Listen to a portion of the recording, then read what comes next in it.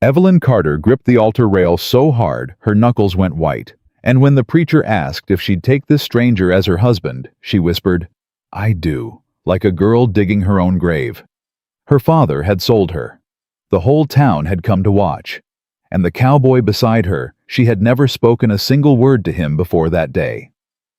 Before we ride deeper into this story, please subscribe and stay with Evelyn until the very end. And tell me in the comments, what city are you watching from? I want to see how far her story has traveled. The church doors closed behind her with a sound like a gavel. Evelyn Carter did not flinch, but her fingers curled tighter into her skirt, gripping the fabric the way a drowning woman grips a rope. She walked down the aisle alone. No father, no mother, no one holding her arm to steady her. Just 19 years of a life about to be signed away in front of every mouth that had ever whispered her name. "Keep walking, girl," she told herself beneath her breath. "Don't you give them the satisfaction of a single tear." The pews were full. The Whitmores sat in the front row, Beatrice with her gloves folded just so her mouth already shaped like a verdict. Martha Doyle sat near the back, eyes low, as though she could not decide whether to look or to pray. The rest of Bitter Creek had come not to witness a wedding, but to watch a reckoning. At the altar stood the man she was about to marry, Caleb Boone. He did not turn to her the way grooms were meant to. He stood straight as a fence post hat in his hands, looking at the floorboards, like a man who had already forgiven her for whatever pain she was about to cause him. His shoulders were wide under the clean shirt. His jaw was set hard enough to crack stone. She had never spoken to him. Not once. Not in the dry goods store. Not at the feed yard. Not on any porch, at any social, on any Sunday. He was a name her father had whispered across a kitchen table 3 nights ago, and now he was a husband. Pastor Elijah Cole cleared his throat. Twice. "Miss Carter," he said lower than a sermon voice. Are you sure you want to start the ceremony, Pastor?" "Miss Carter, if there's been any pressure, I said start it." Pastor Cole looked at her for a long moment, and his mouth moved like he was swallowing something sour. Then he nodded.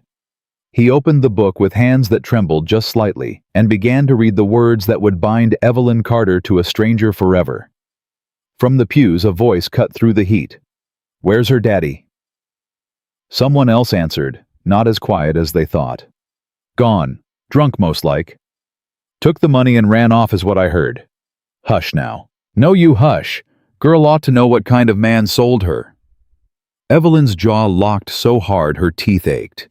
She did not turn around. She did not give them the satisfaction of a single flinched muscle. Beatrice Whitmore spoke then softly, the way a lady who had never needed to raise her voice, never needed to raise it. "Pastor, if I may, some of us are wondering whether such a hurried arrangement ought to be sanctified in a house of God at all." "Mrs. Whitmore, I simply wonder whether we are blessing a marriage or a transaction." "Mrs. Whitmore, I will thank you to let me finish my office." "Of course, Pastor." Evelyn felt the word transaction land between her shoulder blades like a stone. Caleb finally turned his head. Not to her, to Beatrice. "Ma'am," he said, and his voice came out low and steady, like a man who had walked through too many dry summers to raise it. "I'd appreciate it if you'd let the pastor speak." Beatrice's eyes narrowed. "I beg your pardon, Mr. Boone. I said I'd appreciate it, ma'am." A silence fell in the church that had not been there before. It was the kind of silence that comes when a man who does not speak much decides finally to speak. Pastor Cole took the opening and hurried on. "Do you, Caleb Boone, take this woman?" "I do. To be your lawful wedded wife in sickness, and in I do, Pastor."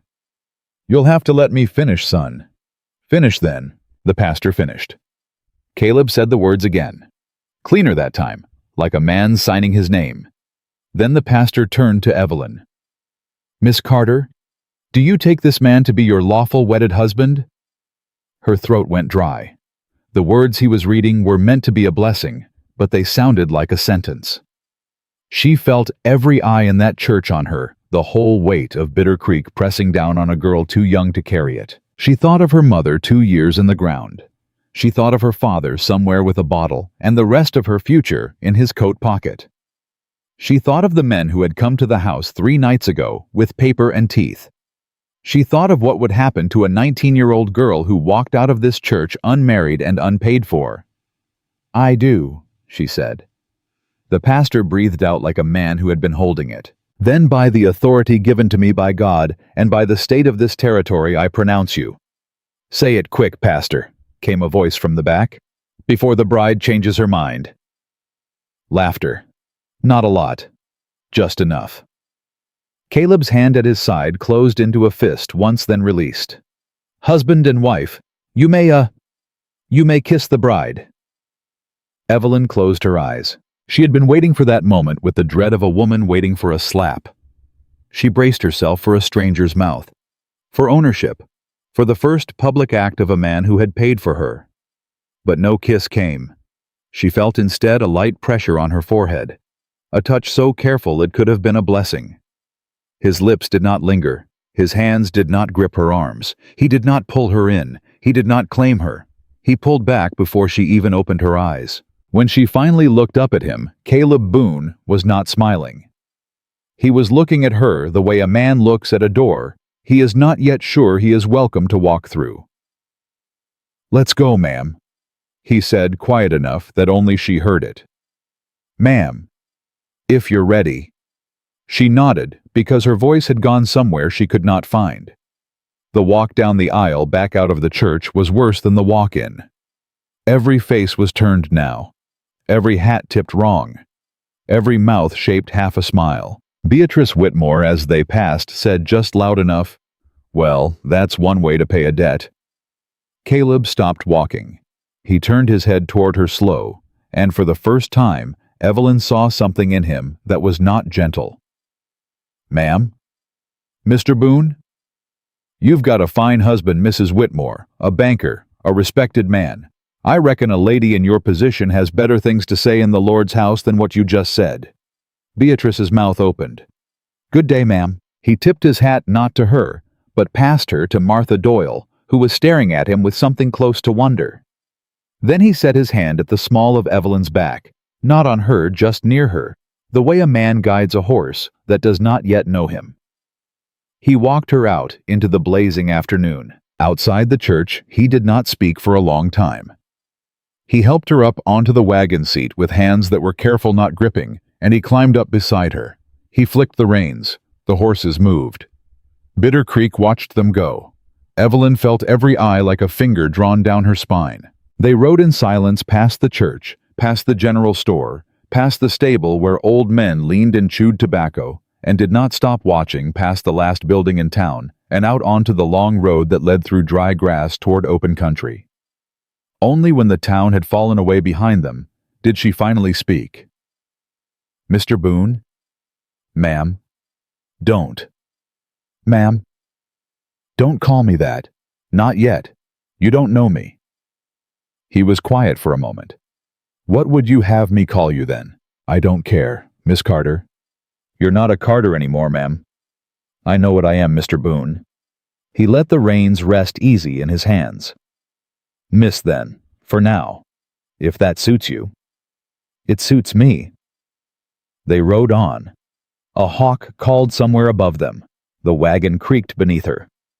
"Mr. Boone?" "Miss." "How much did he ask you for?" "That don't matter, miss." "It matters to me." "Miss Carter, how much?" He shook his head slow. "Your father and I had a private arrangement. That's between him and me. He sold me. I think I've got a right to know the price he put on my neck." Caleb's jaw worked once. Then he said very quietly, "He didn't sell you, ma'am. I paid his debts. That's all." "That's what sold means, Mr. Boone." "No, ma'am." "Then what's the difference?" "I didn't buy you, miss. I bought him time." "For what?" "So you didn't end up in worse hands than mine." She turned her face away from him hard. She did not want him to see what that sentence did to her. The silence rolled on. The horses walked. The sun kept burning. After a while he said, "I didn't go to your father, miss. He came to me. I want you to know that." "I don't want to hear it." All right. I don't want to hear any of it. Not today. All right, miss. He did not speak again for the rest of the ride. When the ranch finally came into view, it was not what she had braced herself for. It was smaller than the stories had made it. A low house, a barn that leaned a little to the left, a corral with 2 horses drifting near the fence. No servants, no luxury. A working man's place. He pulled the team up in front of the house and got down first. He came around to her side and held up a hand. She stared at it. "Miss," he said, "you don't have to take it, but that step's a high one." She took his hand. His palm was rough enough to sand wood. He let her down as carefully as if she were made of something that could break, and the moment her feet touched the ground, he stepped back. Not close, not hovering, just back. "Go on inside," he said. "I'll see to the team." "By myself?" "Yes, ma'am." "Why?" "Because it's yours now, too." He tipped his hat and walked off toward the barn, leading the horses, and Evelyn Carter stood in the yard of a house she had never asked for and watched the only person she knew for 100 miles walk away from her, without looking back. She went inside. The door was not locked. Nothing in the house was locked. She walked through a kitchen that smelled of coffee grounds and clean wood, past a table set for 2 that looked like it had been laid that morning with some care down a short hall with 2 doors. One of them stood open. She stepped into that room. It was plain. A bed with a quilt that did not look new but had been mended. A chair. A small washstand. A trunk at the foot of the bed empty. Wildflowers, yellow ones, in a tin cup on the stand. And on the inside of the door, at about chest height, was an iron bolt. A new one. The wood around it was pale where it had been drilled that week. She could see where the shavings had been brushed away. Not all of them. A man had installed that bolt recently. Carefully. On the inside. Behind her, Caleb's boots came up the porch. He did not come into the room. He stopped in the doorway, hat in his hand. "Miss Carter?" She did not turn. "Miss?" "I hear you, Mr. Boone. This here is your room." "I see that." "The bolt on the door." "I see it." "You use it every night if you want." "Every night. Nobody opens it but you." "That's a promise, ma'am. Before God." Her throat closed so tight she thought she might choke on it. She still did not turn around. "Mr. Boone?" "Miss." "Why?" It was a long time before he answered. "Because you didn't get to choose a single thing today, miss. And this one thing, this right here, is yours to choose." She heard him shift his weight in the doorway. She heard the porch creak under the shoulder he leaned against the frame. "There's bread on the table, ma'am. Coffee's warm. I'll be in the barn till supper. You don't need to come out if you don't want to. And if you do, you do. That's yours too." "Mr. Boone." "Ma'am." She turned around. He stood with his hat in both hands, his eyes on the floorboards, a man waiting to be told what he was allowed to be. "Did my father tell you I was 19? "He did." "Did he tell you I didn't want this?" "He did not. But I reckoned, ma'am." "You reckoned?" "Yes, miss." "And you came anyway?" "Yes, miss." "Why?" He looked up from the floor then, just once, just long enough to meet her eyes. And he said, "Because if I didn't, miss, somebody else would have. And I didn't want to live with the picture of who that somebody might have been." She had nothing to say to that. He nodded as if her silence was answer enough and set his hat back on his head. "Supper's whenever you want it, Mrs. Boone." She flinched at the name. He saw it. "Miss Carter," he corrected softly. "Forgive me, ma'am. That'll take a while, I expect." And he stepped back out of the doorway and was gone. Evelyn Carter stood in the middle of the room that was suddenly impossibly hers. She stared at the open door. She stared at the bolt. She listened to Caleb Boone's boots fade across the porch, down the steps, across the yard toward the barn, until they were only dust and summer wind. Then she walked to the door. She closed it. She put her hand on the bolt. And for the first time since her father had shaken her awake 3 nights ago to tell her what he had done with the rest of her life, Evelyn Carter stopped shaking. She slid the bolt home. The iron settled into the wood with a small, clean, decisive sound. She stood there for a long time with her palm flat against the door. She did not cry. She did not scream. She did not pray. She just listened to the quiet of a house that for the length of one afternoon held only her and a man who had paid for her hand and then given it back to her. Out in the barn a horse whinnied. A man's low voice answered it. Calm, patient. The voice of someone who had spent a lifetime with animals that had learned slowly that not every hand that reached for them was a hand that meant harm. Evelyn Carter pressed her forehead to the locked door. God in heaven. She whispered to no one, to the wood, to the bolt, to the quiet, what manner of man is this? And the long summer afternoon gave her no answer. Not yet. The bolt stayed in place all night. Evelyn did not sleep so much as wait. Wait for a footstep on the boards. Wait for a test of the latch. Wait for the sound every woman in Bitter Creek had whispered about when they thought young girls weren't listening. The sound never came. What came instead was the low creak of a rocker on the front porch, the soft drag of a match, and the faint scent of tobacco smoke drifting under the door. A man sitting up. A man keeping his distance. She pressed her ear to the wood once near dawn and heard him still there. Lord, she whispered. Either he's a saint or he's a fool, and I don't know which is worse. When the first gray light crept under the shutters, she heard him rise. Boots. Porch steps. The clink of a tin cup being set down. Then the barn door and the soft nicker of a horse greeting the only man it trusted. She waited until she was certain he was gone. Then she slid back the bolt. She opened the door 1 inch, then 2. Then stood in the hallway of a stranger's house like a thief in her own marriage. On the kitchen table was a tin plate with 2 biscuits on it, a small jar of peach preserves, and a folded piece of paper. She picked the paper up. Miss Coffee's on the stove. Take what you need. I'll be back by noon. CB. That was it. 7 words and 2 initials. 7 words, she said aloud to no one. He can write 7 words. She ate 1 biscuit. She left the other. She drank half a cup of coffee black because she did not know where he kept the sugar, and she was not about to go opening a man's cupboards on her first morning in his house. By the time she heard his boots on the porch again, the sun was high enough to hurt. Miss Carter? Mr. Boone? You eat? Some. All right. He did not come inside. He stood at the screen door with his hat in his hand, the way a stranger stands, and waited to be told what kind of day this was going to be. She set the cup down. Mr. Boone? Ma'am?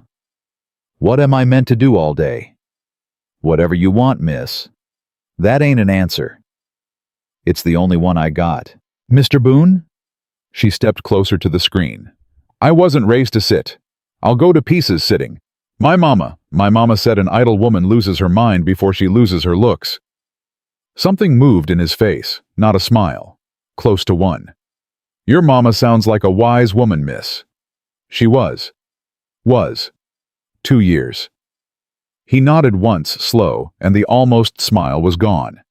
I'm sorry to hear it, ma'am. Don't be sorry. Be useful. Give me something to do. Miss Carter. Something Mr. Boone. He studied her for a long moment.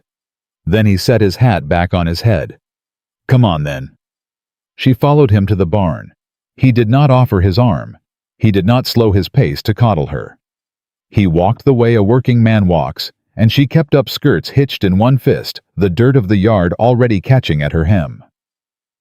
At the barn he stopped in front of a tall bay mare with a white blaze and eyes that did not like her. This is Juno, he said. Mr. Boone. Miss, I've never touched a horse in my life. Then today you touch one. She doesn't want me to. No, ma'am, she does not. Mr. Boone? Put your hand on her shoulder, miss, not her face. Shoulder, flat palm. Don't pat. Press. She'll bite me. She won't. How do you know? Because I'm standing here. Evelyn reached out. The mare's skin twitched the way a woman's skin twitches under a stranger's hand. Her palm hovered an inch off the coat.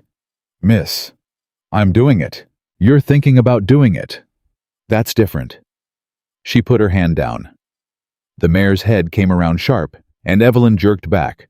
But Caleb's hand was there, not on her, between her and the horse, and the mare's nose touched his knuckles instead, and stopped. "Easy, girl. I told you she'd bite." "She didn't bite. She looked. There's a difference." "Mr. Boone, I am not a ranch wife." "No, ma'am. You are a woman learning a ranch. Those ain't the same either." She stared at him. He was not looking at her. He was looking at the mare, rubbing the flat of his hand along her neck, murmuring something low that Evelyn could not quite make out. "What did you say to her?"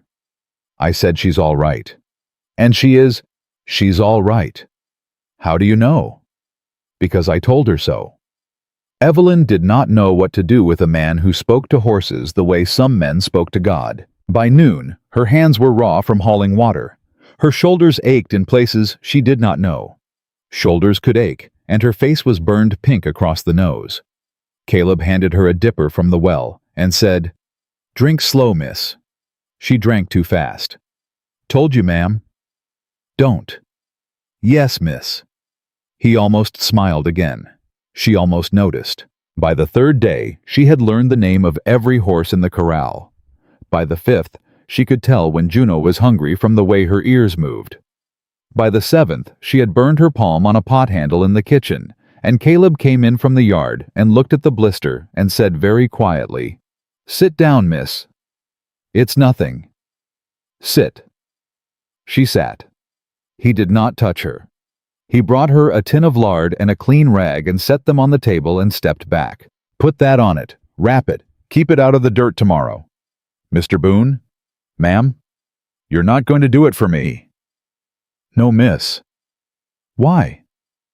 "Because I don't put my hands on a woman who hasn't asked me to." She looked at the lard. She looked at the rag.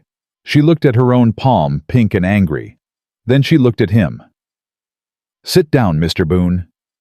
"Ma'am." "Sit down. I can't wrap it one-handed. You do it." He sat. His hands were rougher than any man's hands she had ever been close to. They were also the gentlest thing that had touched her since her mother died. He wrapped the rag twice, tied it off with a knot that was almost delicate, and then stood up and stepped back so fast she felt the air move.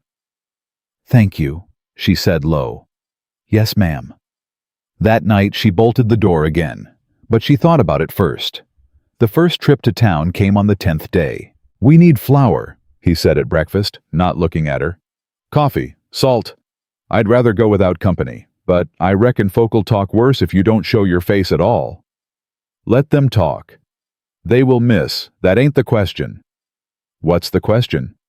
"The question is whether you let 'em talk to your face or behind your back. Ain't no stopping it, just a choice of which." "You really think I'm scared of Bitter Creek, Mr. Boone?" "No, miss. I think you ought not to be alone the first time you find out." She came with him. He helped her up onto the wagon seat and she let him, and neither of them said anything about it. They rode into town at mid-morning, and the first hat that tipped to them tipped wrong, not in greeting, but in the slow mock courtesy of a man who had been waiting for a show. "Mornin', Mr. Boone." "Mornin'. Mrs. Boone." "Miss Carter." "Beg your pardon?" "I said Miss Carter." Caleb said, easy not looking at the man. "She'll answer to that today." The man's smirk wavered. "Well, mornin', Miss Carter." "Good morning," Evelyn said, and her voice did not shake, and she was proud of that in a way that almost hurt her chest. The general store was worse. She felt it before she saw it, a change in the air when she stepped inside, a dropping of voices, a too quick return to conversation, as if nobody had been watching the door. Beatrice Whitmore was at the counter with a basket on her arm and a ribbon at her throat that cost more than Caleb's saddle. "Well," Beatrice said without turning, "if it isn't the bride."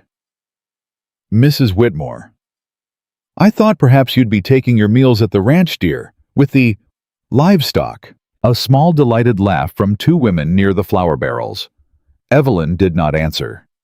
Caleb stepped up to the counter, set his list down, and said without any particular heat, "Martha, coffee, flour, salt, whatever's fresh." Yes, Mr. Boone. Add a bolt of blue cotton to it. Blue Mr. Boone. Blue Martha. Martha Doyle's eyes flicked just once to Evelyn, and then back down to the counter. Yes, Mr. Boone. And thread. Yes, Mr. Boone. Beatrice turned now slowly, and her mouth shaped itself into a smile with no warmth anywhere inside it. How thoughtful, Mr. Boone. A dress for your new wife, from the general store. How very frontier of you. Caleb did not look at her. Mrs. Whitmore. Mr. Boone, my wife don't need your opinion on her cloth, ma'am. The word wife landed in the store like a dropped plate. Evelyn went very still. Beatrice's smile thinned. I beg your pardon. I said what I said, ma'am. Now, if you'll excuse us.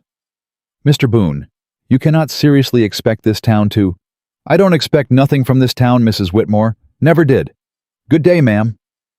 He tipped his hat to her with the exact same courtesy he would have shown a fence post, and turned his back, and that was somehow worse than any insult he could have thrown. Outside on the boardwalk, a cluster of young men from the feed yard had gathered.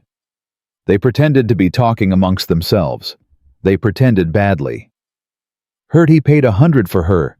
More like 50. And she locks the door on him, I hear, every night, ain't that something? Evelyn's face went the color of the ribbon at Beatrice's throat. She felt Caleb go still beside her. She felt under his stillness something else, something banked and hot and much older than this morning. Mr. Boone, she said low and fast. Keep walking. Miss? I said keep walking. Miss Carter. Please. He walked. But at the wagon as he handed her up, she saw his hand shake once on the reins before he gathered them, and she understood for the first time clearly that Caleb Boone was not a quiet man because he did not feel things. He was a quiet man because he had taught himself to. And somewhere under all that teaching was a temper that if it ever broke loose would not be a small thing. He did not break loose. He clicked his tongue. The team moved. Bitter Creek fell behind them. They rode half a mile before she spoke. Mr. Boone. Miss. Do you know what they're saying about me? I know, ma'am. About the lock. I know, miss. How? Because a man who installs a bolt at the hardware store don't do it in private. I reckon old Turner told his wife the same afternoon, and his wife told the church ladies by Sunday. You knew they'd know. I did, ma'am. You did it anyway. Yes, miss. Why? He did not answer for a long moment. The horse's hooves struck the hard-packed road. A grasshopper flung itself out of the dry grass beside them. Because the bolt weren't for them, miss, it was for you. She turned her face away from him and did not let him see what her eyes did. That night he stopped her in the kitchen. Miss Carter. Mr. Boone. I owe you an answer. To what? To what you asked me on the wagon, the day we rode out. She set the kettle down. I didn't ask you anything, Mr. Boone. You did, ma'am. You asked me why. Yes, I did. He took his hat off. He turned it in his hands slow, and he did not sit because she had not offered him a chair, and he did not lean because leaning was a thing for easy conversations. I'll tell you the truth, miss. I reckon I owe you that much. Go on. I didn't go looking for a wife. I know. Your daddy came to me at the livery, drunk enough to cry, sober enough to lie. He owed money in 3 places. One of 'em was not the kind of place a man gets time from. He told me he had a daughter, 19, pretty, clean. He named a price. Her hand went to her throat without her meaning it to. Mr. Boone. Let me finish, miss. I said no. You said no. I said no. I told him I weren't in the market for a wife bought with money, and I told him if he came back to me with that kind of talk again, I'd put him on his ass in the street. Then what? Then the next night I was in the saloon, and 2 men were at a back table, and they were talking about your daddy's debt, and they were talking about you, and they weren't talking about marriage, ma'am. The kettle had gone quiet. So had she. "I don't want to know their names," she said. "No, miss, you don't. Keep going. I went to your daddy that same night. I paid what he owed in all 3 places. I gave him extra because I know a coward when I see one, and I know a coward will hand over his child sober or drunk if the price is right. I told him if he ever showed his face at the ranch, I'd shoot him for trespass. I told him if he ever called you his daughter in public again, I'd know about it by sundown. And I told him if he wanted the town to think this was a marriage, then a marriage it was going to have to be in front of the pastor in the open with witnesses, so nobody could ever say later that I'd taken you in the dark." He stopped. She could not speak. "I didn't buy you, miss. I bought him off you. And then I stood up in that church in front of every one of them buzzards because I needed them to know in public that whatever happened to you from that day on, they'd have to go through me to get to it." "Mr. Boone." "Ma'am." "Say it again." "Which part, miss?" The part about the 2 men." "Miss Carter." "No, I'll say it once and I've said it. You know enough." Miss. "Mr. Boone, Ma'am, you don't owe me gratitude. You don't owe me anything. I did what a decent man does, that's all. If you hate me for it, you hate me, and I'll sleep on the porch the rest of my life, and it'll be fair. But you asked me why, and now you know why." He set his hat back on his head. "Good night, Miss Carter." "Mr. Boone." "Ma'am?" "Don't sleep on the porch tonight." He paused in the doorway. "Miss, you've got a perfectly good bed in the back room. I've seen it. You've been sleeping in a chair for 10 nights, and I heard you last night because that rocker squeaks. And I'm not going to be the woman who drove a man out of his own bed for being decent. Sleep in your bed, Mr. Boone." "Miss Carter, that's not a request." He looked at her for a long moment. "Yes, ma'am." He left. She stood alone in the kitchen with her palm on the edge of the table, and her heart doing something she did not recognize and did not yet have a name for. That night, she bolted the door. But after she bolted it, she sat on the edge of the bed and stared at the bolt for a long, long time. And for the first time since she had slid it home, she did not feel like it was keeping something out. She felt like it was keeping something in, and the thing it was keeping in was not him. It was her. The first crack came 3 days later. A rider came up the road at a hard gallop in the middle of the afternoon, and Evelyn was at the well, and she straightened up so fast her back twinged. Caleb came out of the barn already moving. The rider was young, red-faced, sweaty, and Evelyn did not know him. "Mr. Boone?" "Noah." "Sorry to come up on you like this, sir." "What's happened?" "Nothing bad, sir. It's just your missus." Caleb went still. "My what?" "Miss Carter, sir. Beg pardon, Miss Carter." The boy pulled his hat off and turned as red as a brand. I'm Noah Pierce, ma'am. From the Pierce place up past the creek. My ma said to ride over and ask if you'd come to a quilting Saturday.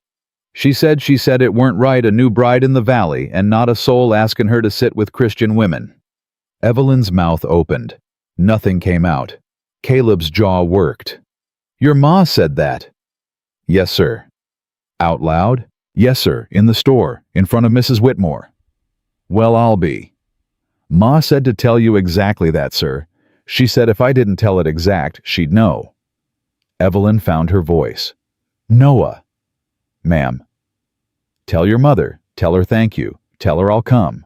"Yes, ma'am." "Tell her I'll come with my own peach preserves." "Yes, ma'am." "And Noah." "Ma'am." "You ride careful. It's hot out." "Yes, Miss Carter." He grinned sudden and wide and very young and crammed his hat back on. "Mr. Boone." "Noah." "Good day, sir. Good day, Miss Carter. Ma'am." He wheeled his horse and was gone in a cloud of dust. Evelyn stood by the well with the bucket still half drawn. Caleb stood 10 feet from her with his hand on the pommel of his saddle, and neither of them moved for a full half-minute. "Mr. Boone." "Miss." "Did that just happen?" "I believe it did, ma'am. A woman in Bitter Creek sent her son to invite me to a quilting." "Yes, miss." "In front of Beatrice Whitmore." "Yes, miss." "Why?" Because Nell Pierce has been waiting 20 years for a reason to cross Beatrice Whitmore in public, ma'am, and you walked in and gave her one." Evelyn laughed. It surprised her more than it surprised him. It was a short laugh, half a breath, nothing like the laugh she used to have when she was 15, but it was the first sound out of her in 11 days that was not shaped by shame. Caleb looked at her. He did not smile. He almost did, and then he caught it, and it turned into something quieter and more careful. He touched the brim of his hat and turned back to the barn. "Mr. Boone." "Miss." "You were going to smile just then." "Was I, ma'am?" "You were. I don't reckon I know how, miss." "I reckon you do." He walked off toward the barn. His shoulders were straight, but she thought, though she could not swear to it, that his step was a little lighter than it had been. That night she laid out her best remaining dress on the bed and looked at it for a long time. She mended the hem, she mended the collar. She scrubbed her hands with lye until the dirt of the week was out from under her nails. She braided her hair differently. She did all of this, she told herself, because she was going to a quilting in 3 days, and she would not go looking like a woman the town had already decided about. She did all of this, she told herself, for the quilting. She lay down. She stared at the ceiling. She did not reach for the bolt right away. She lay there and thought about a man sleeping in his own bed in the back room, and the way he had not smiled at her in the yard, and the way he had almost smiled. And she thought about what kind of man trained himself out of smiling, because he had been alone long enough to forget how. She got up. She went to the door. She put her hand on the bolt. She stood there for what felt like a long time. Then, very slowly, she slid it home, but lighter than she had the night before. Softer. Not a decision. A habit. A habit that for the first time did not feel exactly like the truth. Out in the hall, the house was still. In the back room, a man who had sat up on a porch for 10 nights was finally deeply asleep, because a woman he had paid a debt to had given him back his own bed, and in the giving had taken the first step without knowing it toward a door that had only ever had a bolt on one side. Evelyn Carter blew out the lamp. "Mama," she whispered into the dark to a woman 2 years in the ground. "Mama, I think I've done something stupid. I think I've started to like him." The quilting fell on a Saturday that came up hot enough to warp the fence rails, and Evelyn rode into the Pierce yard on the wagon seat beside Caleb, with a jar of peach preserves in her lap, and a heart going like a spooked colt. "Mr. Boone." "Miss." "If they're cruel to me in there." "They won't be, ma'am." "If they are, then Nell Pierce will have them out of her house before the second cup of coffee, miss. That's the sort of woman she is." "You've known her long." "All my life." "You never told me that." "You didn't ask, miss." She looked at him sideways. "Mr. Boone, are there other things you haven't told me because I didn't ask?" "A great many, ma'am." "Name one." "Not today, miss." "Mr. Boone." "Not today, Miss Carter." He pulled the team up in front of the Pierce porch. Nell Pierce came out wiping flour on her apron, and before Evelyn had got one foot onto the step, Nell had both hands on her shoulders. "Child, look at me." "Mrs. Pierce, look at me, honey. You hold your head up in my house. You hear me?" "Yes, ma'am." "Louder than that." "Yes, ma'am."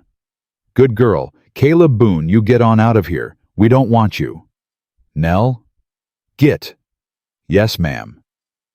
He tipped his hat to Evelyn, not to Nell, and he drove off toward the creek where the men were pretending not to watch. There were 6 women at the quilting frame, and 4 of them would not meet Evelyn's eyes at first. She sat down where Nell pointed. She threaded a needle. She kept her mouth shut for 15 minutes and let the talk run around her like water around a stone. The break came from the oldest woman at the frame, a widow named Ruth, who was 70 if she was a day, and who had not spoken one word since Evelyn came in. "Girl?" "Ma'am." "What's your Christian name?" "Evelyn, ma'am." "Evelyn what?" The room went quieter than quiet. Evelyn set her needle down. She looked at Ruth. She swallowed once, and then she said clear and steady, "Evelyn Boone, ma'am. I reckon." Nell Pierce let out a breath that everybody in the room heard. Ruth nodded slow. All right then. Pass me that blue thread, Evelyn Boone. It was not acceptance. It was not forgiveness. It was a 70-year-old woman handing a 19-year-old girl the right to her own name in a room full of witnesses. And Evelyn felt her eyes burn so hot, she had to look down at the quilt for a full minute before she could trust her hands. She rode home that evening with an empty preserves jar and a promise to come back in 2 weeks. Mr. Boone. Miss. Evelyn. Ma'am. My name. It's Evelyn, if you'd care to use it. He was quiet for so long she thought he had not heard. Then, very low, without taking his eyes off the road, he said, Evelyn. That's it. Evelyn. You said it twice, Mr. Boone. I know it, ma'am. Why? Because I wanted to be sure I'd remember. She turned her face away so he would not see what it did to her. The second week the crack widened. The third week it split open. Nell Pierce walked into the general store on a Tuesday morning with Evelyn at her right hand and said loud enough for Beatrice Whitmore to hear across 3 barrels. Martha, I need sugar for Mrs. Boone and myself. We are fixing to put up apricots. Yes, Mrs. Pierce. Mrs. Boone will be by on her own from here on out, Martha. I expect you to treat her the way you treat me, because if you don't, I'll know about it by supper, and I'll be in here Wednesday morning to discuss it. Yes, Mrs. Pierce. Beatrice Whitmore set her basket down on the counter with a sound that was not quite a slam. Nell Pierce, are you championing this girl? Beatrice. Don't Beatrice me. You know what she is. I know what she is, honey. I'm looking at her. She's a 19-year-old who got dealt a hand no one in this town would have played clean, and she's standing up straighter under it than most of us would. Is there something else you wanted to say? Nell. Is there, Beatrice, in front of Martha, in front of the girl? Is there? Beatrice's mouth worked. Nothing came out. I didn't think so, Nell said, pleasant as pie. Martha, honey, the sugar. They walked out of the store with the sugar, and with half of Bitter Creek's social order quietly rearranged behind them. Evelyn did not breathe until they were back at the wagon. Mrs. Pierce? Yes, child. Why are you doing this for me? Nell stopped with one foot on the wagon step. She turned around. Evelyn Boone. I was sold for a cow and 2 acres when I was 16 years old. My daddy was drunk. My mama was dead. And not one woman in this valley stood up for me because back then nobody did.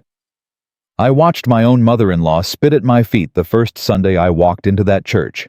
It took me 11 years to become a woman people didn't cross the road to avoid. 11 years. And I swore to the Lord and to myself that if I ever saw another girl walk into Bitter Creek the way I did, I'd be the first one to put my hand on her shoulder in public. Now get on that wagon. We got apricots to put up. Evelyn got on the wagon. She did not speak the whole way home. That was a Tuesday. The trouble came on a Friday. Evelyn was hanging wash on the line behind the house when she heard the hoofbeats on the road, and she knew before she turned around whose they were. Nobody rode like her father. Nobody else slumped in the saddle the same way. Silas Carter pulled up at the gate and did not dismount. Evie. She did not answer. Evie, girl. You are on this man's land, Daddy. Mr. Boone said plain what would happen if you ever come here. Evie, honey, come on now. Get off this land. Evie, I need to talk to you.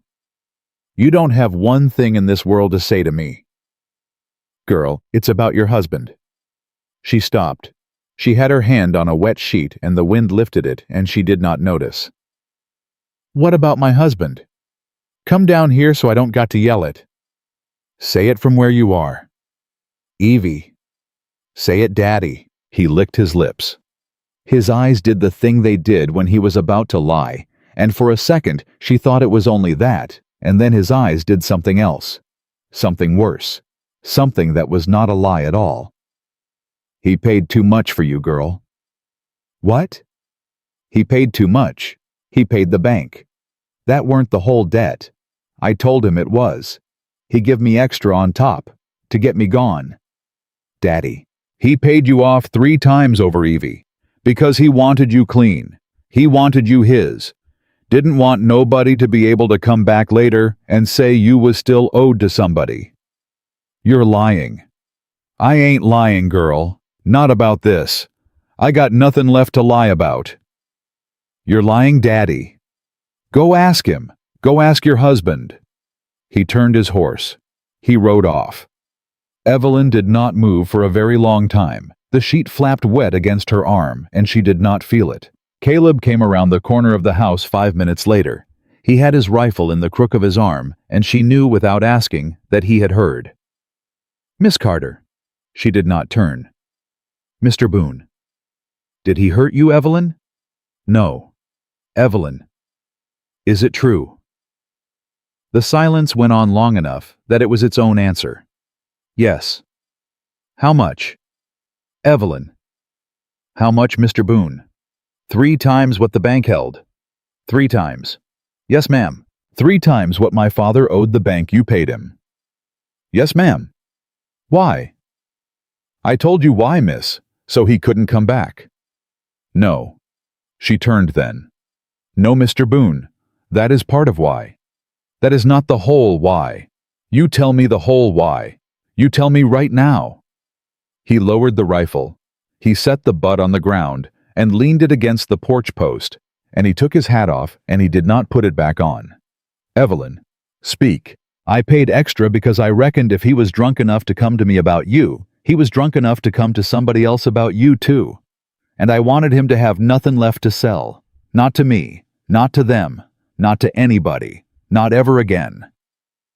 So the town is right. Evelyn, the town is right, Mr. Boone. They've been calling me bought, and they've been right too. My own father took money from you 3 times over. For me. Like I was a horse in a bad season. That's what I am. That's what I've been.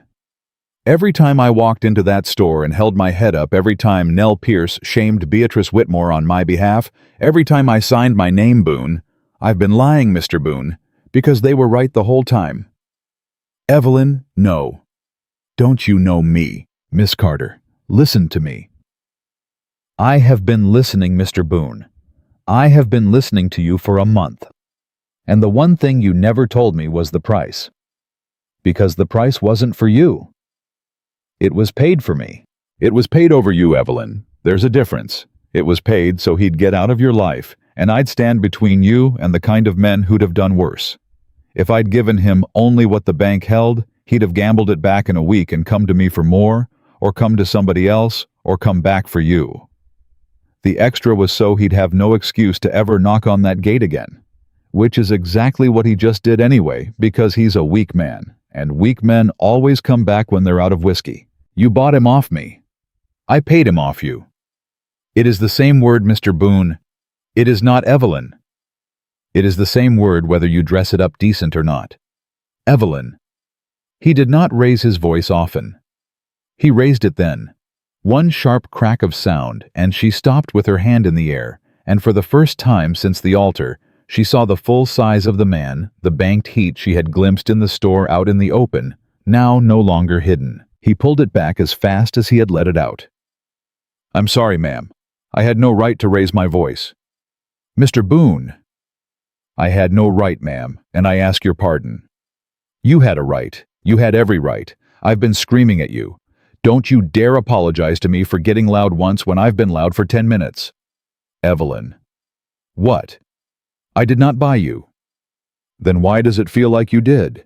Because your daddy wanted it to feel that way. Because he needed you to hate me so you wouldn't ever come back to him and ask him what he did with the rest. He told you 3 times over so the shame would land on my shoulders and not his. That's why he rode out here today. That's the only reason he rode out here today. Not to warn you about me. To put a wall between us that he could slip back through later. And you are letting him do it, Evelyn, right now while you stand in this yard. She opened her mouth. She closed it. She sat down on the porch step because her knees stopped working. He did not come to her. He stayed where he was, rifle against the post hat in his hand, waiting. Mr. Boone? Evelyn. I believe you. Thank you, ma'am. I believe you and I still can't breathe. I know it, miss. Don't call me miss. I know it, Evelyn. I need to be alone. Yes, ma'am. Not forever. Just an hour. Take the day, Evelyn. An hour. Take the day. She took the day. She took it in her room behind the bolt, and when she came out at sundown, Caleb was sitting on the porch step with his coffee gone cold in his hands, and he stood up when he heard the door. Evelyn? Caleb. His head came up fast at his own name. Did I hear that right, ma'am? You heard it right. Say it again. I'm not going to say it twice in one evening, Mr. Boone. Don't be greedy. Something broke loose on his face then that he had been holding back for weeks. It was not a smile exactly. It was closer to a man setting down a weight. Yes, ma'am. Caleb. Evelyn. The town is going to find out what my father said. He'll tell somebody at the saloon before morning. I know it. It'll be worse than it was. I know it, Evelyn. What do we do? He looked at her for a long moment. We go to church on Sunday. The church filled up so fast that morning that men were standing at the back before the first hymn. Evelyn walked in on Caleb's arm. Not near it. On it. Her hand tucked through his elbow like a wife's hand, like a choice. Nell Pierce was already in the second pew, and she slid over to make room. Across the aisle, Beatrice Whitmore's mouth was already working before the pastor reached the pulpit. Pastor Elijah Cole opened his book. He closed it again. He set it down. Friends, he said. Before we begin this service, there is a matter before this congregation that I am told some of you wish to address. I have prayed on whether to allow it in this house. I have decided that if we will not speak plainly before God, we will only speak crookedly behind him. So, who wishes to speak? Beatrice Whitmore stood up. Mrs. Whitmore.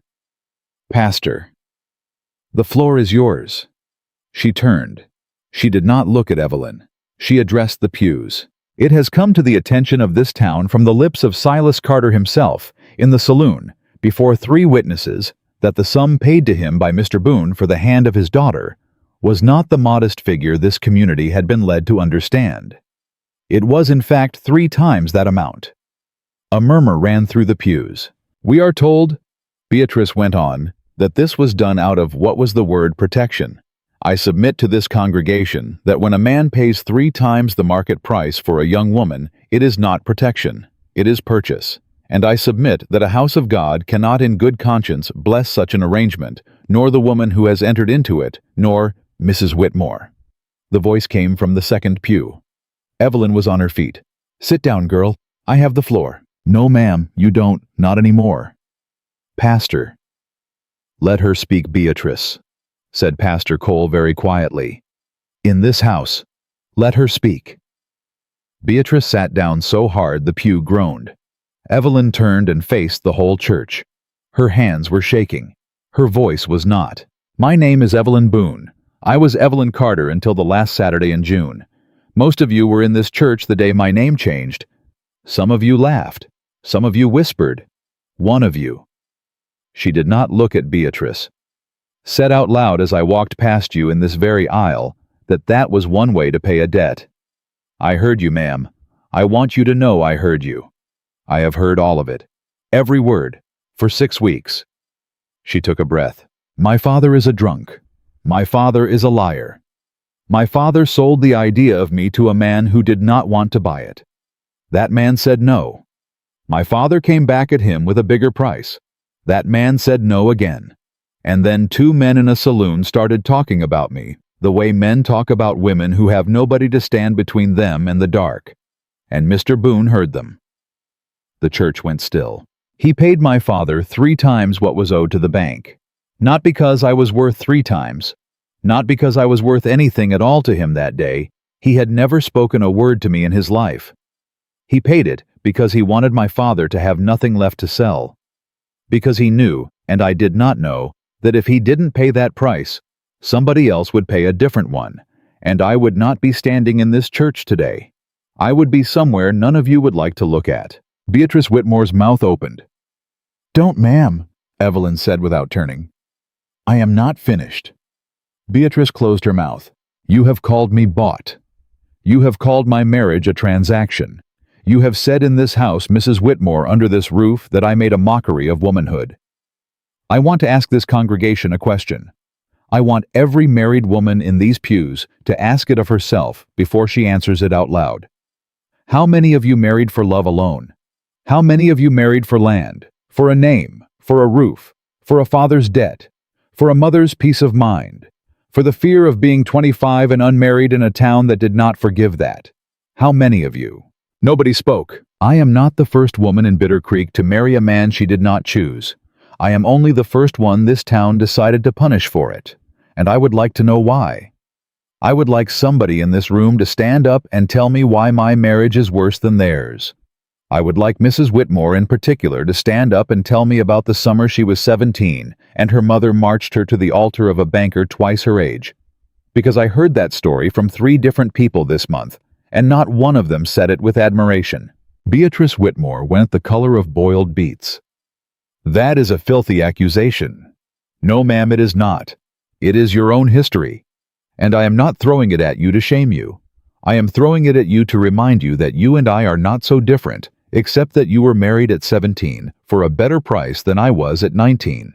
And the only person who thought your marriage was a transaction was probably you. Somebody in the back of the church let out a sound that was not quite a laugh and not quite a gasp. I did not choose my father's debts. I did not choose the afternoon he sold the idea of me. I did not choose the altar. But do you know what I did choose? I chose to stay. After the wedding. After I walked into that ranch house and found my own room with a bolt on the inside of the door. Mr. Boone did not put that bolt there for show.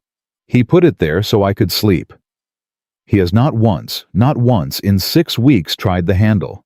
He has not once raised his voice at me except when I deserved it. He has not once laid a hand on me that I did not ask him to lay. He has not once called me his in this town or any other in a voice that suggested ownership. She turned then and looked at Caleb. He was looking at the floorboards. Mr. Boone, look at me. He looked up. My husband, she said, and her voice caught, and she did not let it stop her. Did not buy me. He bought my father off me. There is a difference. If the men in this room cannot tell the difference between those two things, I would gently suggest that the problem is not my marriage. The problem is how the men in this room have been taught to think about women. Pastor Cole in the pulpit closed his eyes. And as for you, Mrs. Whitmore, she turned back. You may continue to call me what you like in your parlor. That is your right, and God will sort it out with you in His time. But you will not stand in this house in front of my husband and tell this congregation that I made a mockery of marriage. Because the only person who made a mockery of my marriage was my father, and he is not in this church today, and I suspect he will never set foot in it again. The rest of you, every one of you, are looking at a marriage built on more honesty than most of yours. And if that offends you, I invite you to consider why. She sat down. The silence that followed was the longest of her life. Then Nell Pierce stood up. Pastor? Mrs. Pierce. I move that we proceed with the service. Seconded, said old Ruth from 3 pews back before anybody else could speak. Pastor Cole picked his book back up with hands that were not entirely steady. Let us turn, he said, to the book of Ruth. Beatrice Whitmore did not sing a single hymn. She sat in her pew with her gloves in her lap and her face the color of her ribbon, and when the service ended, she walked out of that church without speaking to one person, and half the congregation watched her go, and the other half pretended they did not. On the church steps, Ruth the widow caught Evelyn's sleeve. Girl. Ma'am. That was the finest speech I have heard in this town in 60 years. Mrs. Ruth. Hush, I ain't done. Your mama would be proud of you today, Evelyn Boone. I knew her well. She would be proud. Evelyn could not answer that. She could not answer it at all.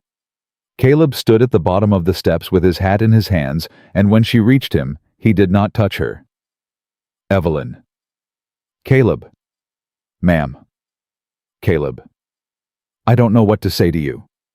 Then don't say anything, Mr. Boone. For once in your life, don't say anything. Just drive me home." "Yes, ma'am." He drove her home. Halfway out onto the long road past the last house in Bitter Creek, out where the grass started, and the town could not hear them. She reached over without looking at him and put her hand flat on top of his on the reins. He did not move his hand away. He did not turn his head. He did not speak. But the reins went a little slack, and the horses slowed on their own, and for a long stretch of that dusty summer road, Caleb Boone and Evelyn Boone rode home without a single word between them, and without a single inch of space between their hands. And somewhere in Bitter Creek behind them, Beatrice Whitmore sat at her parlor window and watched the dust from their wagon rise against the hills and understood for the first time in her careful and polished life that she had picked a fight with a 19-year-old girl in a borrowed dress and lost it in front of every person whose opinion had ever mattered to her. The week after the church spoke for itself, the town did not exactly forgive her. It did something stranger. It went quiet around her. Men who had smirked 6 weeks before now tipped their hats without raising their eyes. Women who had turned their backs at the market now nodded once and kept walking. It was not welcome. It was not friendship. It was the silence a town keeps when it has been caught being wrong in public and has not yet decided how to live with itself.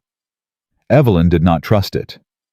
"Caleb, Evelyn, they are being too polite. I know it. It don't feel right." "No, ma'am, it don't." "What does it mean?" "It means somebody's fixing to do something loud enough to make the quiet worth it." "Who?" "I don't know yet, Evelyn, but it won't be Beatrice Whitmore. She took her punch. She won't throw another one in public. It'll come from somebody she sends." He was right about the quiet. He was right about the punch. He was right about who threw it. It came on a Thursday from a man called Royce Ambler. Royce held the second mortgage on the Boone place. Nobody had told Evelyn that. It was not the kind of thing a man told a woman in her first summer on a ranch. Royce Ambler was a banker's cousin. Royce Ambler was a man who owed Beatrice Whitmore's husband a favor. Royce Ambler rode up the road at 10 in the morning with 2 men behind him and a piece of paper in his saddlebag, and Caleb saw the dust before he saw the faces, and he set his coffee cup down with a care that made Evelyn's stomach drop. "Evelyn." "Caleb." "Go inside." "No." "Evelyn." "No, Caleb. Not this time." He looked at her. He did not argue. "Then stand on the porch. Not in the yard. The porch." "Why?" "Because a man with a paper don't shoot a woman standing in a doorway, Evelyn. He shoots a woman standing in his way." "Caleb." "Porch, Evelyn." She went to the porch. Royce Ambler pulled up at the gate and did not dismount. "Boone?" "Ambler. I've got a paper here." "I figured. You want to hear it out here, or you want to come down the steps?" "I'll come down the steps." "Bring your wife if you want." Caleb's jaw moved. "Say that again, Royce." "I said bring your wife." "Say it with her name." "Mrs. Boone, if she wants to hear it." Evelyn came down the steps. She did not look at Royce. She looked at the paper. "Mr. Ambler." "Ma'am." "Read it out." "Now, ma'am, this is between your husband and—" "Read it out, Mr. Ambler, or ride back to town with it unread. Those are your choices." Royce looked at Caleb. Caleb did not speak. He did not need to. Royce read it out. It was a call on the note. The second mortgage. Payment in full within 30 days. Or foreclosure. No explanation. No warning. Just a signature at the bottom, not Royce's. A signature Evelyn had seen before on a receipt at the general store, and it had belonged to a banker named Whitmore. She did not show on her face that she knew. "Mr. Ambler." "Ma'am." "Did Mr. Whitmore tell you why?" "Ma'am, that's not for me to—" "Did he tell you why?" Royce's horse shifted under him. One of the men behind him coughed. "He said the note was in arrears, ma'am." "Is it?" "Ma'am, a banker don't have to—" "Mr. Ambler, I asked, is the note in arrears? Has my husband missed a payment?" "Ma'am, that is not for—" "Has he?" "No, ma'am." "Thank you, Mr. Ambler. You may ride out." "Ma'am, I'm required to leave this paper." Leave it on the post. Ride out. Good day." Royce Ambler leaned down and hooked the paper over the top of the gatepost. He tipped his hat. He wheeled his horse. He rode. The dust hung for a long time after he was gone. Caleb. "Evelyn." 30 days. "Yes, ma'am." "Can you pay it?" He was quiet for a long time. "Not and keep the herd, Evelyn." "No." "How much is the note?" "More than we have." "How much more?" "Enough." She closed her eyes. She opened them. The heat was already coming down hard off the roof. "Caleb, he done this because of me. He done this because his wife lost her voice in a church, Evelyn. That ain't your sin to carry. It is my weight to carry, Caleb, whether it's my sin or not. That's a different thing." "Evelyn, don't. I can sell the Bay team. I can run the South herd up to the rail early. It'll be thin. It might work." "It won't work, Caleb." "It might." "At what cost?" He did not answer that one. The drought was already tightening around them. She had seen it for a week and not wanted to name it. The creek was running low. The grass on the south pasture was yellowing into something that would not come back without rain, and rain was not in the sky.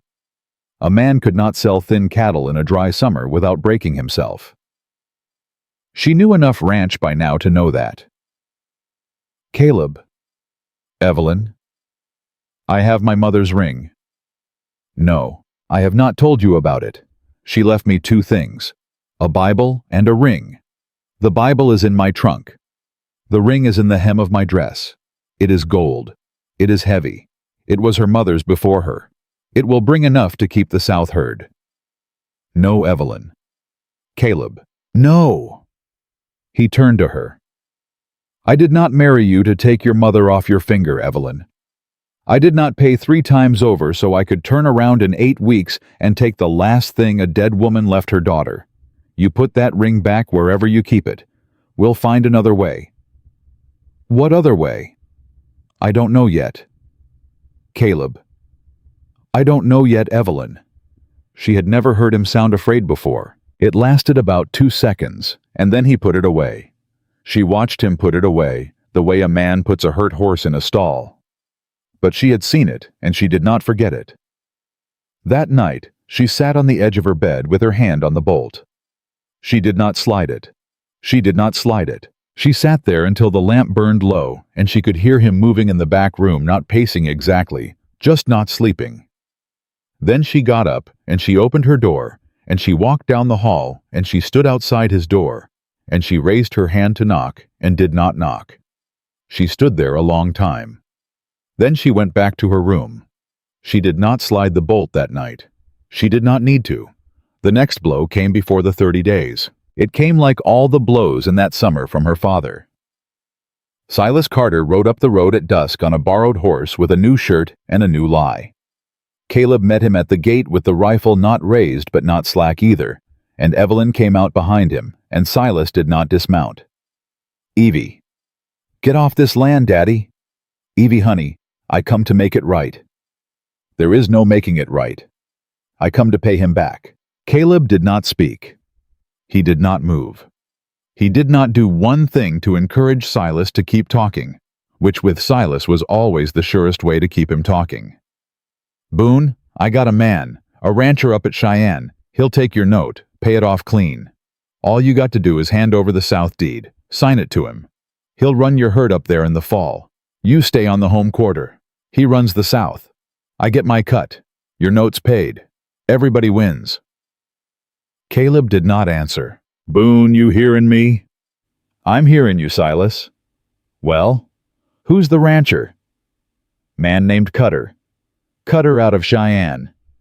"That's him. Silas." "Yeah. Cutter out of Cheyenne hung a man 2 years ago for walking across a fence line he thought was his. Cutter out of Cheyenne has burned 3 families off their land in 4 years. Cutter out of Cheyenne would own my South before winter, my home before spring, and my wife before the next summer, if he could find a way.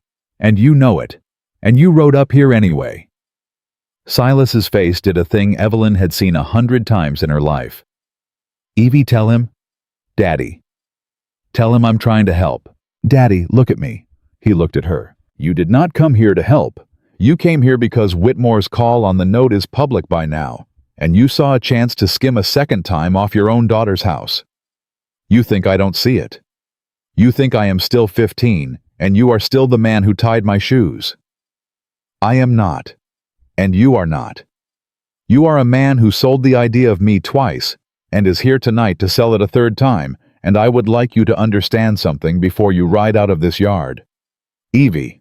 Silas. It was the first time in her life she had called him by his name. He flinched like she had slapped him. You will not come back here. You will not come to our church. You will not come to our store. You will not send a rider. You will not send a letter. If you see me on the street in Bitter Creek, you will cross to the other side.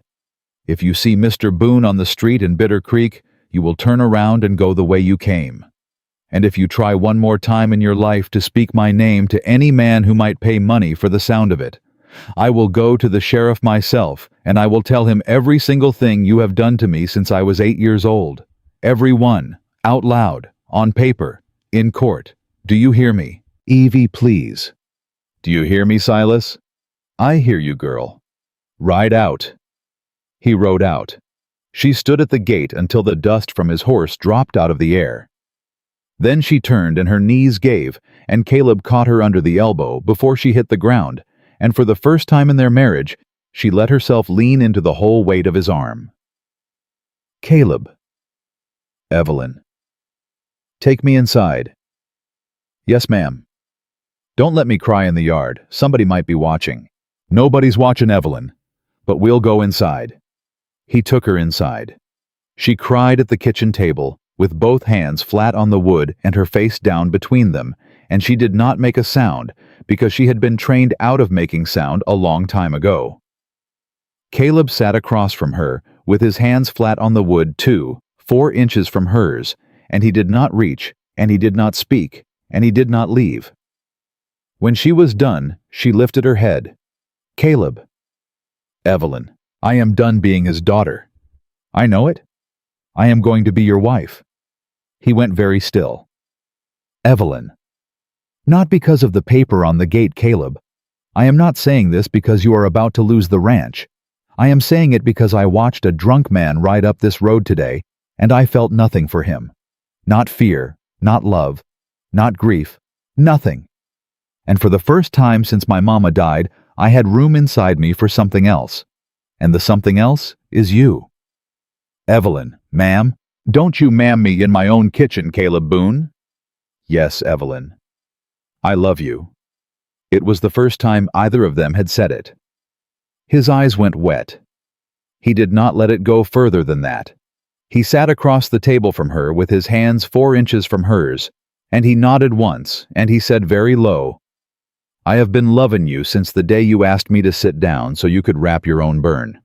Caleb, since before that, Evelyn. Since the day you stood at that altar in a dress that didn't fit you and said I do like a woman walking into a fire because it was the only door she had. Since then, since the minute then, I have been loving you every day quiet the way a man loves something he don't dare touch for fear of breaking it. Caleb, I'm sorry, Evelyn. I said too much. You did not say half enough, Caleb Boone. She reached across the table. She put her hand over his. He did not move his hand. He turned it over, palm up slow, the way he turned his hand to Juno, the mare, and her fingers fell into his palm, and his fingers closed over hers. And for the first time since the altar, a man's hand and her hand were together because she had put them there. Neither of them spoke for a long time. Then the smell came. It came in under the door first, soft enough she thought it was the lamp. Then it came stronger, and she turned her head, and Caleb was already on his feet. Caleb. Smoke. He was out the door. She followed. The sky to the southwest was wrong. There was a red line along the ridge that was not sunset. The wind was coming off it hot, and the hot wind was carrying ash, and the ash was already sticking to the sweat on her neck. Caleb. Barn. Now. Bridles. All of them. Every horse out of the south corral. Now. Caleb, is it? Lightning on the ridge, Evelyn, it's running downhill, go. She went. She had never saddled a horse alone in her life. She saddled too. Her hands shook. Her hands did not fumble. She dragged a bridle over Juno's head, and Juno took it without fighting her, because Juno knew her. Now Juno trusted her now, and Evelyn did not stop to be surprised by that. She led Juno out, and the second horse and Caleb was already in the south corral, beating a panicked mare off a fence line with his hat. Evelyn, the south herd, drive 'em north, toward the creek bend. You ride Juno, you drive 'em up. Do not stop for anything that is not on fire. Evelyn, do you hear me? I hear you. Do you hear me? I hear you, Caleb. Go. She went. She did not remember later most of the next 3 hours. She remembered the heat of the wind on her face. She remembered the mare under her moving faster than she had ever asked a horse to move. She remembered the voice she used to drive the cattle, a voice she did not know she had low and hard and not her own. She remembered the sky going orange. She remembered a calf stuck in a wash and a fence wire, and her hands bleeding on the wire to cut it.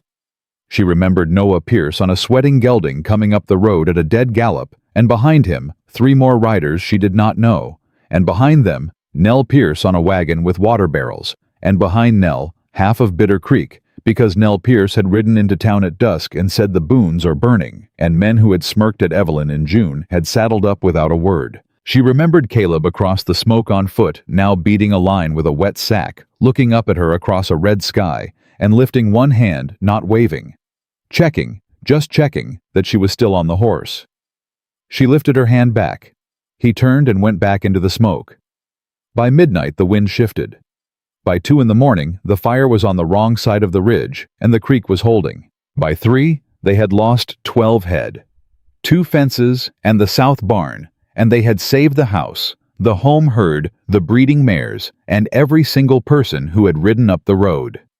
Nell Pierce found Evelyn sitting on a water barrel with her face black and her hands bleeding and her braid half burned at the tip. Evelyn Boone. Mrs. Pierce. You drove that south herd alone. Yes, ma'am.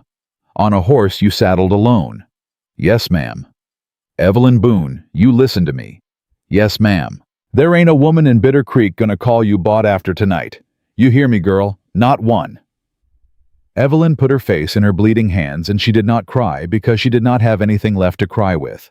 Nell sat down on the barrel beside her and put a hand on her back, and they sat there in the dark with the red still glowing on the ridge until Caleb came walking up the track on foot, leading the last 2 horses soot to the eyes, and walking like a man who was running on the memory of standing up.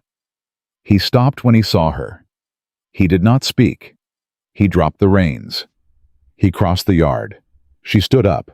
He took her face in both hands, black. Shaking, scraped his hands, not gentle now, not careful, just there, and he bent his head to hers and kissed her mouth like a man who had almost lost the right to, and she kissed him back like a woman who had finally chosen. Nell Pierce turned her head away and smiled at the dark. When he pulled back, his forehead was against hers, and his breath was ragged. Evelyn. Caleb. I almost lost you. You didn't. I almost did. Caleb. Evelyn. Say it. I love you, Evelyn Boone. Again. I love you, Evelyn Boone. Once more. I will love you, Evelyn Boone, every summer that comes, and every summer that don't, until the Lord has to come out here himself to drag me off this ranch, and I will fight him on the porch. She laughed. It was the second laugh of her life on that land, and it came out of a throat full of ash, and it was the best sound either of them had ever made together. Behind them on the charred road, 30 men and women from Bitter Creek were standing in the half-dark, watching a 19-year-old girl kiss her husband in front of the smoke. Not one of them looked away. Not one of them whispered. Not one of them said, bought. Royce Ambler was not among them. Beatrice Whitmore was not among them. Silas Carter was not among them. The people who had called her bought in June had not come to help. The people who had come to help had made their choice. The town had at last finished taking sides. The morning after the fire, Evelyn woke in her own bed alone because Caleb had put her there at 4 in the morning and then gone back outside to keep watch on the ridge. She heard him before she opened her eyes. He was on the porch talking low with a man whose voice she did not know. She sat up, and her whole body hurt in ways she did not have names for. She limped to the kitchen. Caleb came in from the porch when he heard her. He did not kiss her. He looked at her like a man checking that she was still real, and then he set a cup of coffee in front of her, and then he said very quiet, "Evelyn." "Caleb?" "Somebody's here." "Who?" "Mr. Whitmore." Her hand froze on the cup. "The banker." "Yes, ma'am." "Here." "On the porch." "Why?" "I don't know yet. I reckoned you ought to be in the room when I found out." "Caleb, my hands are burned. My hair smells like a barn fire. I have not washed my face." "You stood up in a church in front of that man's wife 3 weeks ago with less than that Evelyn. You can stand up in your own kitchen." She laughed once raw. "All right, Mr. Boone, bring him in." Thomas Whitmore was a small man in a good coat. He took his hat off in the doorway, and he did not look at her the way his wife had ever looked at her. He looked at her the way a man looks at a problem he has come to admit was his fault. "Mrs. Boone." "Mr. Whitmore." "I'll stand if it's all the same." "Sit down, Mr. Whitmore. A man who rides out at sunrise with news don't stand in my kitchen." He sat. "Mrs. Boone, Mr. Boone, I'll come to it. The call on your note is withdrawn." Evelyn set the coffee down. "Say that again, Mr. Whitmore." "The call is withdrawn, ma'am. As of this morning. The note goes back to its original terms. You have 11 years on it at the rate you signed for. My apologies for any distress the notice caused." "Distress? Ma'am?" "Mr. Whitmore?" "Mrs. Boone.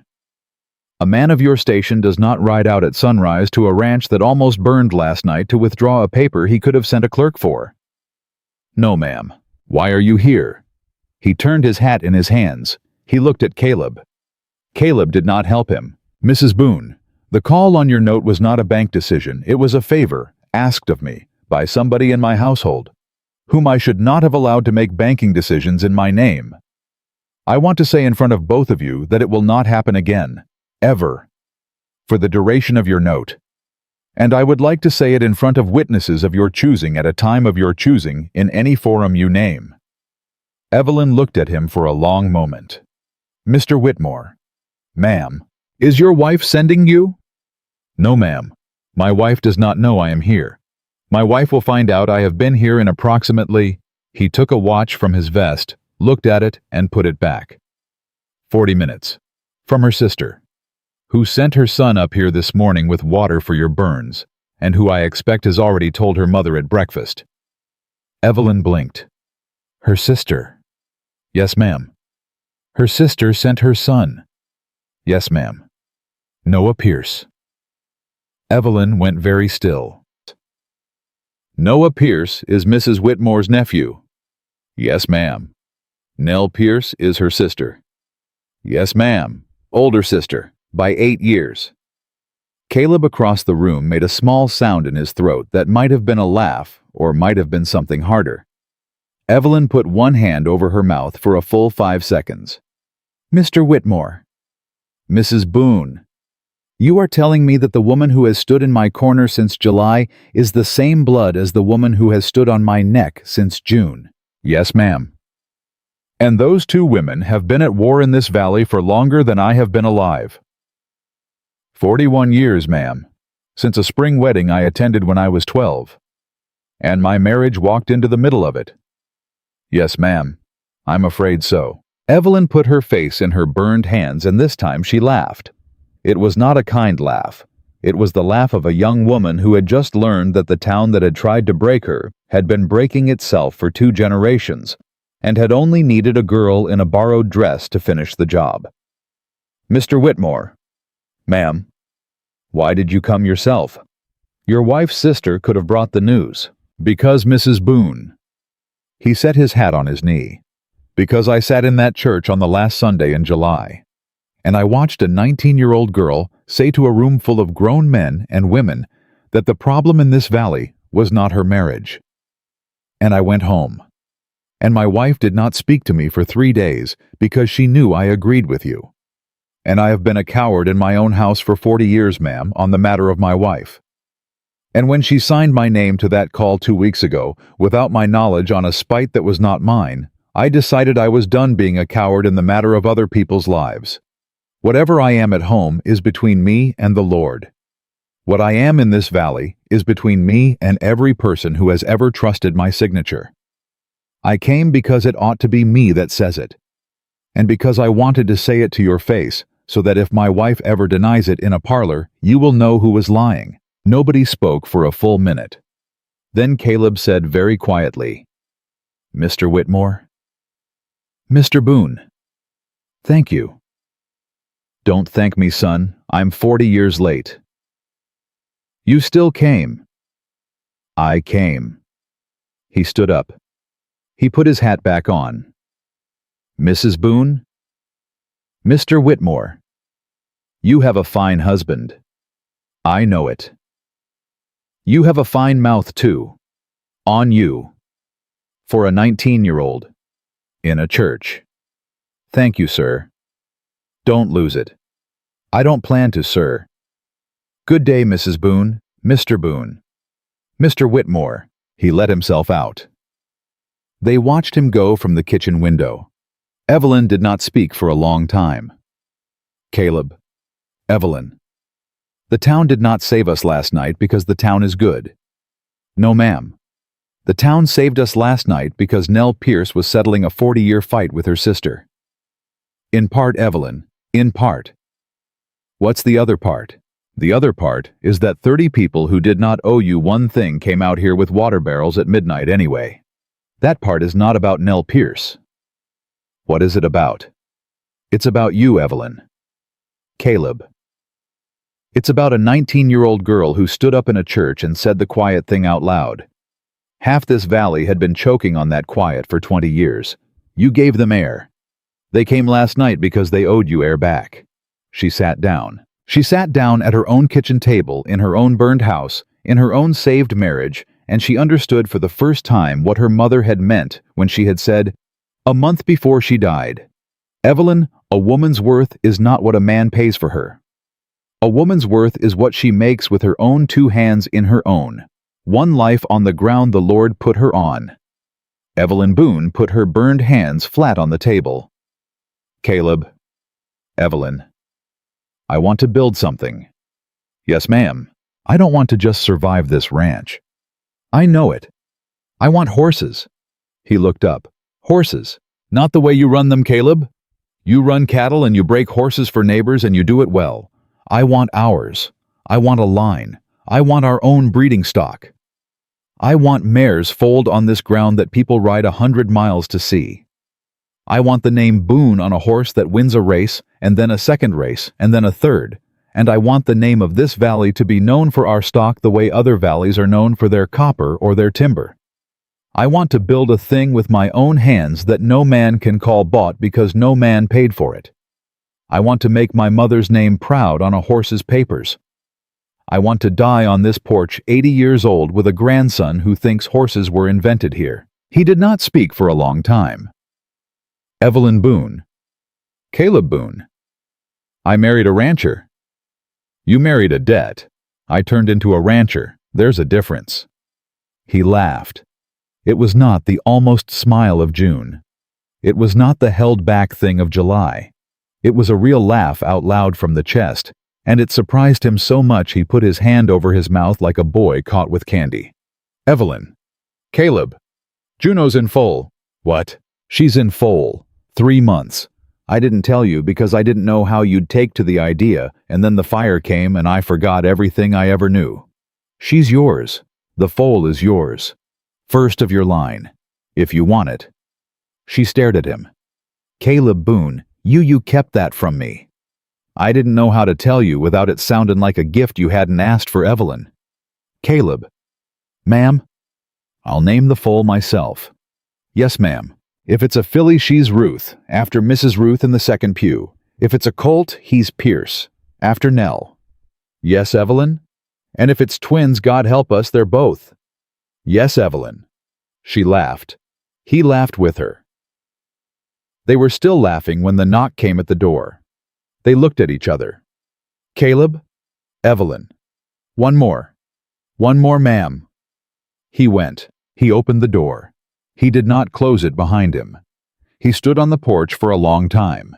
Then he turned his head and said over his shoulder, Evelyn? Caleb. It's the sheriff. She stood up. She came to the door. Sheriff Dale Mackey was a big man with a sad face and a piece of paper in his hand. He took his hat off when he saw her. Mrs. Boone. Sheriff. Ma'am, I'm sorry to come up on you the morning after a fire. What's happened? Your father, ma'am. She did not flinch. What did he do? He didn't do nothing, ma'am. Not this time. Then what? He's dead, ma'am. She did not move for a long second. How? Found him in a ditch 2 miles east of the railhead, ma'am. He'd been drinking. He fell off a borrowed horse, rolled wrong, broke his neck. It was quick, ma'am. I want you to know that. Doc said it was quick. She did not speak. Ma'am, I know this is hard. If you want to come in and see to the arrangements. Sheriff? Ma'am, who pays for the burial? Well, ma'am, usually that'd be next of kin. I'll pay it. Evelyn. Caleb, hush. Sheriff, I'll pay for a pine box and a hole outside the churchyard fence. He does not go inside the fence. He does not get a stone. He does not get a service. He does not get his name read from the pulpit. He gets a pine box and a hole, and the county can mark it however they mark the others. I will pay what that costs, and not 1 penny more. Ma'am. Do you hear me, Sheriff? I hear you, ma'am. Thank you for riding out. You did not have to come yourself. I did, ma'am. I did have to. Good day, Sheriff. Mrs. Boone. Mr. Boone. He left. She stood on the porch until the dust from his horse was gone. Caleb did not touch her. He waited. When she finally turned, her face was dry. Her eyes were dry. Her mouth was steady. Caleb? Evelyn. I thought I would feel something. I know it. I don't. I know it, Evelyn. Is that wrong of me? No, ma'am. That is a thing he did, not a thing you did. He was my daddy. He was a man who called himself that, Evelyn. That ain't the same as being it. She let that land. Caleb. Evelyn. Bury him outside the fence. I meant what I said. Yes, ma'am. And pay for it from our money, not from the ring. I will not sell my mother for him. No, Evelyn, we will not. She nodded once sharp, and she turned and she walked back into the kitchen, and she sat down at the table, and she put her hands around the cold coffee cup, and she stared at the wood for a long time. Then she looked up. Caleb? Evelyn, go get the full book. The putti, the full book, the one you keep in the barn office, for the breedings. Bring it in. I want to start writing names. He went and got the full book. He set it in front of her. She opened it to the first blank page. She took the pencil he laid beside it. She wrote in her mother's round, careful hand, because her mother had taught her that hand, and she would use no other for this at the top of the page, Boone Ranch. Evelyn Boone, proprietor. Caleb Boone, partner. She looked up. You all right with that, Mr. Boone? Partner Evelyn? Partner Caleb. Yes, ma'am. She wrote Juno's name underneath. She wrote the sire's name. She wrote the date. She wrote the expected month. Under expected foal name, she wrote 2 names. Ruth. Pierce. She set the pencil down. She closed the book. There, she said. Now it's a ranch. It was always a ranch, Evelyn. It was your ranch, Caleb. Now it's ours. He did not answer that with words. He walked around the table. He put his hands on the back of her chair. He bent down. He kissed the top of her head the way a man kisses a woman he has been allowed after long waiting to kiss. She leaned back into him. The fire-black streaks on her neck pressed against the clean shirt he had changed into, and neither of them cared. A year later, there is a photograph. It is taken on the porch of the Boone Ranch on a hot July afternoon by a traveling photographer out of Cheyenne who had heard about a filly and came to see her. In the photograph, Evelyn Boone stands at her husband's right shoulder, not behind him, not beside him like a decoration, but at his right shoulder, the way a partner stands. Her hair is pinned up under a clean hat. Her dress is not borrowed. Her hands are steady at her sides. Her ring, her mother's ring, never sold, catches the light. Beside her, Caleb Boone has his hat in his hand, and a small smile that did not exist the year before. In front of them, held by a lead rope, is a year-old filly called Ruth, dark as good coffee with a white star between her eyes, who will 3 summers from this photograph win a race in Denver that men will still be arguing about in 50 years. At the edge of the photograph, in the shade of the porch post, sits Nell Pierce in a rocker that was dragged out just for her, with a cup of coffee in her hand and a look on her face like a woman who has settled a 40-year argument. Beatrice Whitmore is not in the photograph. Beatrice Whitmore has not been seen in church since the autumn after the fire. She has not been run out. She has not been shamed. The town has simply quietly stopped needing her. Her pew is taken now by a young woman named Mary, who was married at 17 for reasons she does not discuss, and who, when she arrived in Bitter Creek, was met at the train by Evelyn Boone with a basket of peach preserves and a sentence Evelyn has been using for a year now and will use for the rest of her life. "Honey, hold your head up in this town. You hear me?" Silas Carter is buried outside the fence. There is no stone. There is a wooden marker with a number. The county put it there. Evelyn has not visited. She has not needed to. Thomas Whitmore still runs the bank. He still tips his hat to Evelyn when he sees her on the street. She still nods back. 40 years of cowardice do not wash away in a single morning. But a morning is a start, and starts are all any life gets. Noah Pierce is engaged to a girl from the next valley over. Evelyn has been asked to stand up with his mother at the wedding. Pastor Elijah Cole still preaches. He has twice in the year since the fire used the phrase, "a marriage of honest people," from the pulpit, without looking at anyone, and the congregation has understood exactly who he meant and has not looked away. Martha Doyle at the general store calls Evelyn Mrs. Boone before she calls any other married woman by her title, and everyone in the valley has noticed, and nobody has been foolish enough to say anything about it in Martha's hearing. Juno the bay mare has had a second foal. The ranch is out of debt. The south pasture is green again. On the last page of the foal book Evelyn has written in her round, careful hand in pencil, she refuses to trace over in ink because she says a life should stay in pencil in case the Lord wants to add to it the following sentence. "A woman is not what she was sold for. A woman is what she builds with the hands she kept." Bitter Creek knows her name. Bitter Creek does not whisper it. She walked into that summer, a debt to be settled, and she walked out of it, a woman. No man, not her father, not the banker, not the town, not even the good man who loved her, would ever again be allowed to name for her. She named herself, and the name she chose was her own.